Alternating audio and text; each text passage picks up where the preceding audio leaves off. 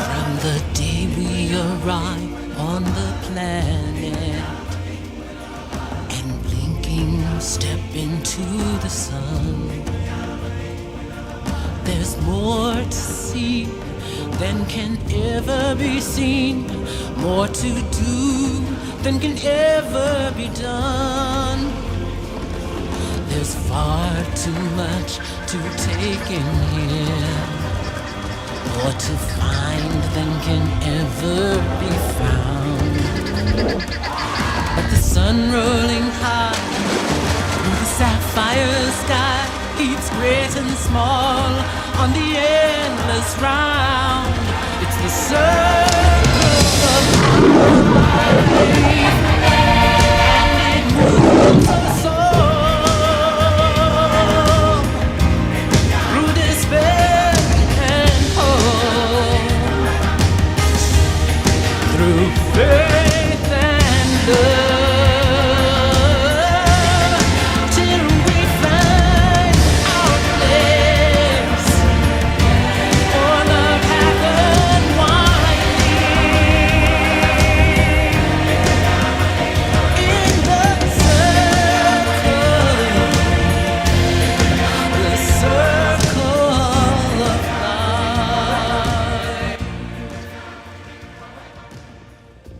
The relationship between predators and prey are the most dramatic in nature indeed, a matter of life or death. They involve a fascinating range of strategies, whether of capture or escape, crafted according to their environment. Different environments present different challenges. On the short grass plains of the Serengeti, there is little cover for a stalking leopard. On the Amazon rainforest, there is nowhere for a caribou calf to hide from a wolf. In the blue deserts of the open ocean, a whale has to travel vast distances in search of food. In the dense tropical forests of Central Africa, predators and prey play hide and seek. Most of the time, it is the predator that fails. For any chance of success in countering its prey's defenses, a predator needs specific skills tailored to its environment. Through faith and love, till we find our place. All that happened in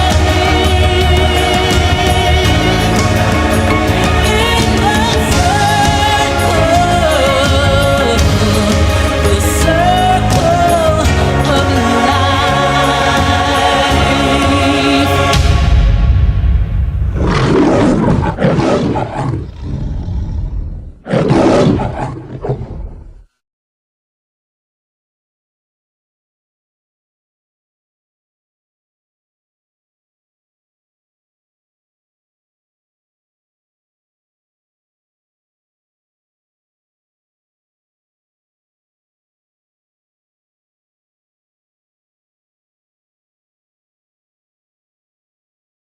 The Pretty Girl and the 7 Jealous Women.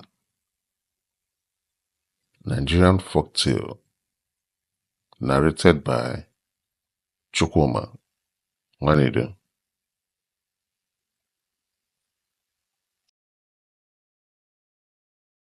There was once a very beautiful girl called Chidimma. She was a native of Ibibio in Biafra land.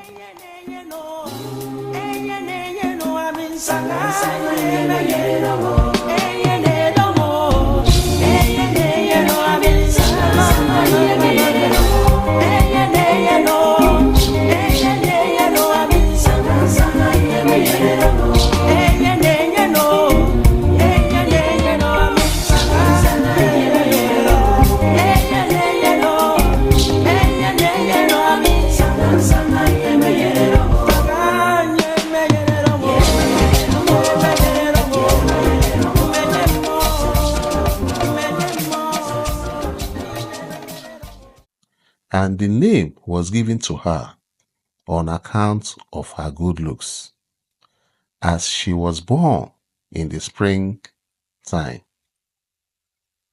She was an only daughter, and her parents were extremely fond of her. The people of the town, and more particularly the young girls, are so jealous of Chidimma's good looks and beautiful form, for she was perfectly made, very strong, and her carriage bearings and manners were most graceful, that her parents would not allow her to join the young girls' society in the town, as is customary for all young people to do, both girls and boys belonging to a company according to their age, a company consisting, as a rule, of all the boys or girls born in the same year. Chidimma's parents were rather poor, but she was a good daughter and gave them no trouble, so they had a happy home. One day, as Chidimma was on her way to draw water from the spring, she met the company of 7 girls, to which in an ordinary way she would have belonged if her parents had not forbidden her. These girls told her that they were going to hold a play in the town in 3 days' time and asked her to join them. She said she was very sorry, but that her parents were poor and only had her to work for them. She therefore had no time to spare for dancing and plays. She then left them and went home. In the evening, the 7 girls met together, and as they were very envious of Chidimma, they discussed how they would put up a revenge against her for refusing to join their company. So they talked for a long time as to how they would get Chidimma into danger or punish her in some way. At last, one of the girls suggested that they should all go to Chidimma's house every day and help her with her work, so that when they had made friends with her, they would be able to entice her away and take their revenge against her for being more beautiful than they are.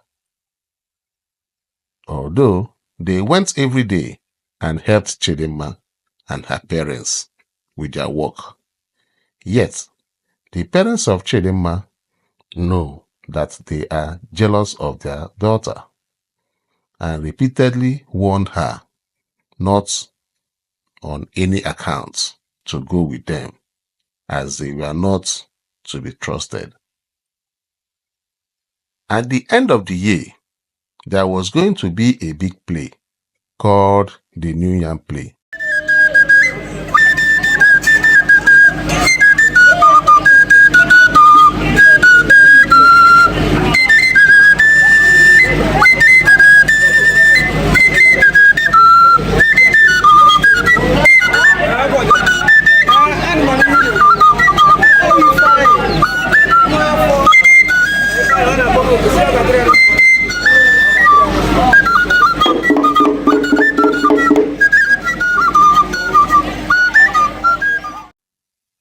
To which Chidimma's parents had been invited. The play was going to be held at a town about 2 hours march from where they live. Chidimma was very anxious to go and take part in the dance, but her parents gave her plenty of work to do before they left home, thinking that this would surely prevent her from going out, as she was a very obedient daughter and always did her work properly. On the morning of the play, the jealous seven came to Chidimma and asked her to go with them, but she pointed to all the water pots she had to fill and showed them where her parents had told her to polish the walls with a stone and make the floor good. And after that was finished, she had to pull up all the weeds round the house and clean up all round. She therefore said it was impossible for her to leave the house until all the work is finished. When the girls heard this, they took up the water pots, went to the spring, and quickly returned with them full. They placed them in a row, and then they got stones, and very soon had the walls polished and the floor made good. Then they did the weeding outside and the cleaning up. When everything was completed, they said to Chidimma, "Now then, come along, girl. You have no excuse to remain behind, as all the work has been done." Chidimma really wanted to go to the play, since all the work has been done, which her parents told her to do. So she finally consented. About halfway to the town where the New Yam play was being held, there was a small river about 5 feet deep, which had to be crossed by wading, as there was no bridge.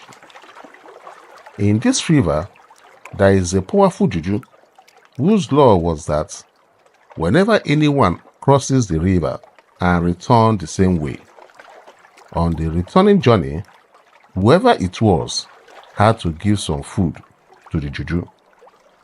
If they did not make the proper sacrifice, the juju drags them down and take them to his home and keep them there to work for him. The 7 jealous girls knew all about this juju, having often crossed the river before, as they walked about all over the country and had plenty of friends in different towns. Chidimma, however, who was a good girl and never went anywhere, knew nothing about this juju, which her companion had found out. When the work was finally finished, they all started off together and crossed the river without any trouble. When they had gone a small distance on the other side, they saw a small bird perched on a high tree, who admired Chidimma very much and sang in praise of her beauty, much to the annoyance of the 7 girls, but they walked on without saying anything, and eventually arrived at the town where the play was being held.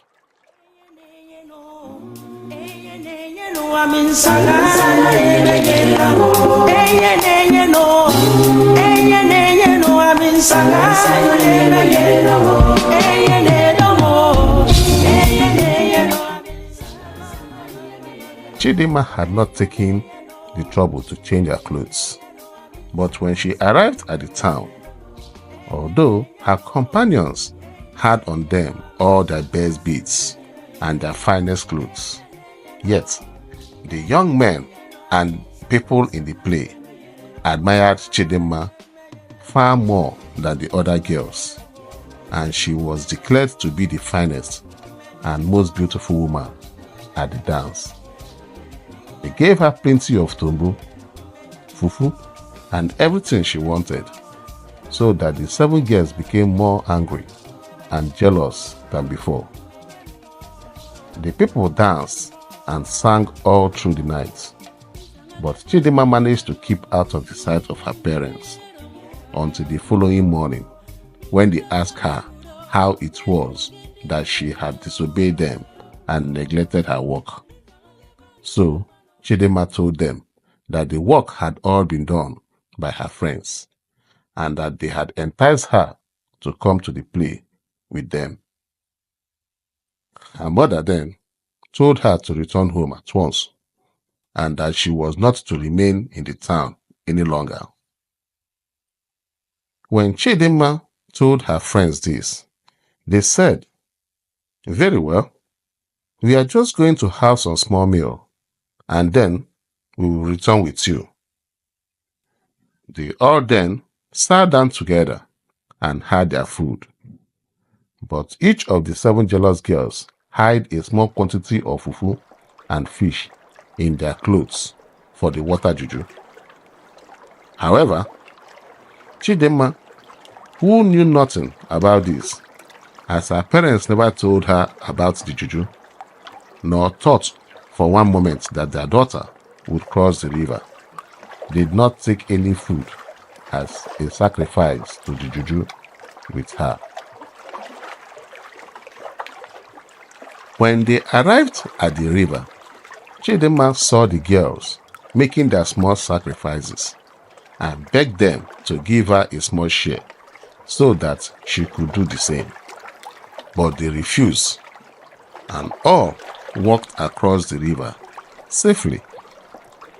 Then, when it was Chidimma's turn to cross, when she arrived at the middle of the river, the water juju caught hold of her and dragged her underneath the water so that she immediately disappeared from sight.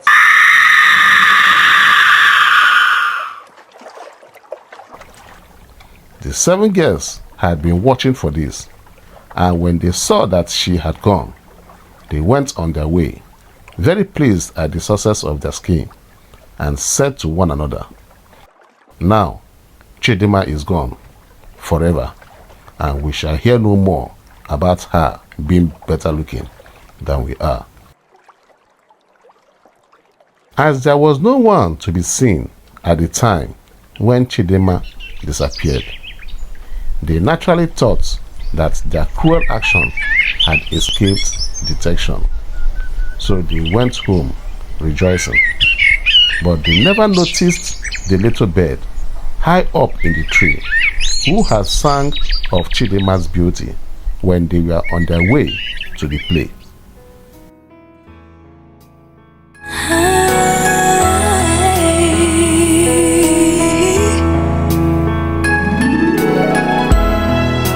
Tale as old as time, true as it can be. Barely even friends, that somebody bends unexpectedly. Just a little change, small to say the least. Both a little scared, neither one prepared. Beauty and the Beast, ever just the same, ever a surprise, ever as before, and ever just as sure as the sun will rise. The little bird was very sorry for Chidimma and made up his mind that when the proper time comes, he would tell her parents what he had seen, so that perhaps they would be able to save her. The bird had heard Chidimma asking for a small portion of the food to make a sacrifice with, and had heard all the girls refusing to give her any. The following morning, when Chidimma's parents returned home, they were very much surprised to find that the door was fastened and that there was no sign of their daughter anywhere about the place. So they inquired of their neighbors, but no one was able to give proper accounts about Chidimma's whereabouts. So they went to the 7 girls and asked them what had become of Chidimma. They replied that they did not know what had become of her, but that she had reached their town safely with them, and then said she was going home. The father then went to his juju man, who by casting lots discovered what had happened, and told Chidimma's father that on her way back from the play, Chidimma had crossed the river without making the customary sacrifice to the water juju, and that as the juju was angry, had seized Chidimma and taken her to his home. He therefore told Chidimma's father to take one goat, one basket full of eggs, and one piece of white cloth to the river in the morning, and to offer them as a sacrifice to the water juju. Then Chidimma would be thrown out of the water 7 times, but that if Chidimma's father failed to catch Chidimma on the 7th time, she would disappear forever. Chidimma's father then returned home, and when he arrived, the little bird who had seen Chidimma taken by the water juju told him everything that had happened, confirming the juju man's words. He also said that it was entirely the fault of the 7 girls who had refused to give Chidimma any food to make the sacrifice with. Early the following morning, the parents went to the river and made the sacrifice as advised by the juju. Immediately they had done so, the water juju threw Chidimma up from the middle of the river. Her father caught hold of her at once, and they returned home very thankfully. He never told anyone, however, that he had recovered his daughter, made up his mind to punish the 7 jealous girls. So he dug a deep pit in the middle of his house and placed dried palm leaves and sharp sticks in the bottom of the pit. He then covered the top of the pit with new mats and sent out words for all the people to come and hold a play to rejoice with him, as he had recovered his daughter from the spirit's land. Many people came and danced and sang all day and all night, but the 7 jealous girls did not come, as they were frightened, although they had been told that everything went well on the previous day and that there had been no trouble. So they went to Chidimma's house the following morning and mixed with the dancers, but they were ashamed to look at Chidimma's face, who was sitting down in the middle of the dancing ring. When Chidimma's father saw the 7 girls, he pretended to welcome them as his daughter's friends and presented each of them with a brass rod, which he placed round their necks. He also gave them tombo, the local drink, and then picked them out and told them to go and sit on mats on the other side of the pit he had prepared for them. When they walked over the mats which hid the pit, they all fell in. And Chidimma's father immediately got some red-hot ashes from the fire and threw them in on top of the screaming girls, who were in great pain. At once, the dried palm leaves caught fire, killing all the girls at once. When the people heard the cries and saw the smoke, they all ran back to the town.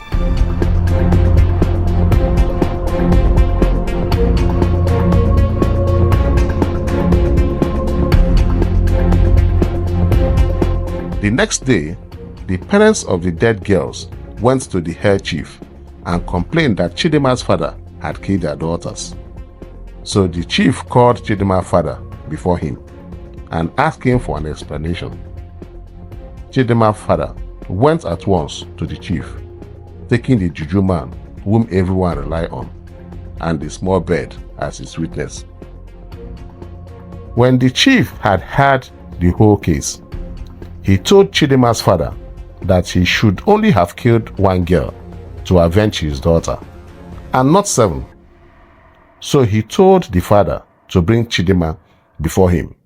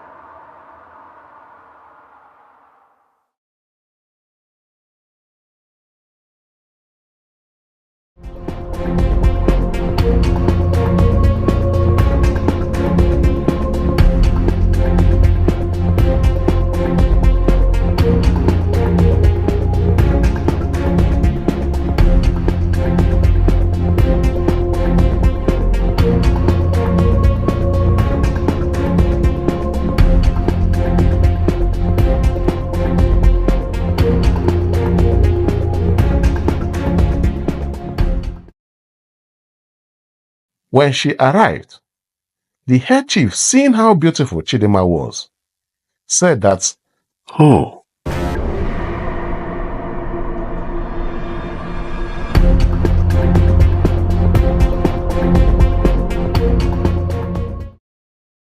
her father was justified in killing all the 7 girls.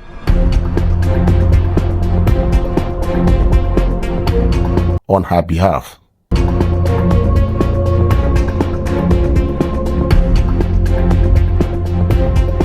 So he dismissed the case and told the parents of the dead girls to go away and mourn their daughters, who had been wicked and jealous and had been properly punished for their cruel behavior towards Chidimma.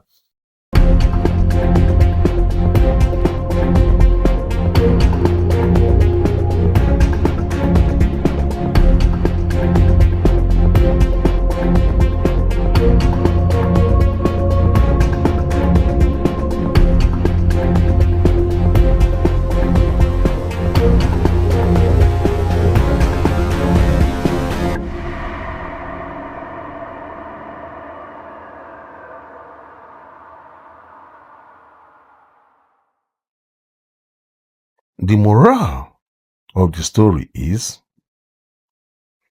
never kill a man or a woman because you are envious of their beauty.